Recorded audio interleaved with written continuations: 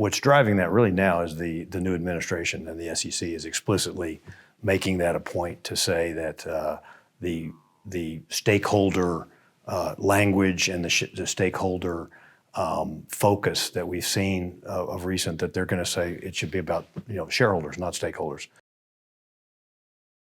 Joining me today is Gage Johnson, General Counsel with Paramount Group. Gage, thanks so much for joining us today. Thank you, Matt. Now, for nearly a decade, the mantra was that businesses should manage for the benefit of all stakeholders, rather than just manage for the benefit of shareholders. Are you seeing that now start to change? It's definitely changing, and I think there's a couple of things driving that. First, the debate goes back far beyond a decade. It's just in the last decade that it's really become, the issue du jour. But what's driving that really now is the new administration, and the SEC is explicitly making that a point to say that the stakeholder language and the stakeholder focus that we've seen of recent, that they're going to say it should be about shareholders, not stakeholders. And Hester Pierce has given some interviews lately making that point, and I think people really need to make sure they listen to that. And there have been many reports that businesses, including some REITs, are eliminating references to DEI on their websites, proxy statements, annual reports, and the like. Are those reports true? Are you seeing that grow?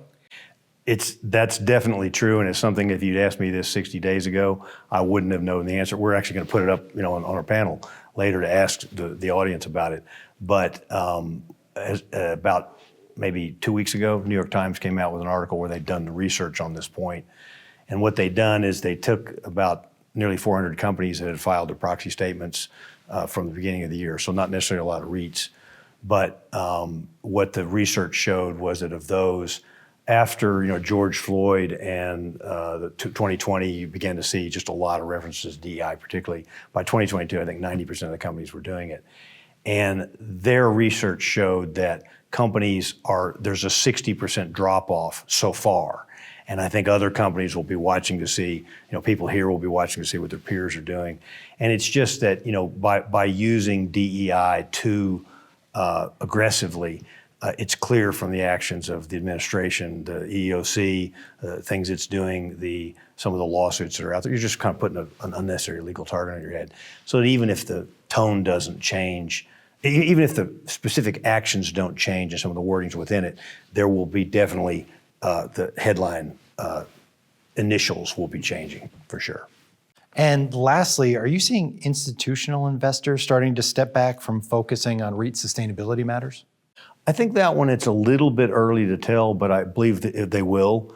The few interviews that we've conducted, that has been a matter still of interest. I think institutional investors, they care about climate, they care about sustainability matters and waste and other things. So it is important to a lot of the institutional base, and they also, to the extent that they're operating in Europe, Europe has a little different attitude on this.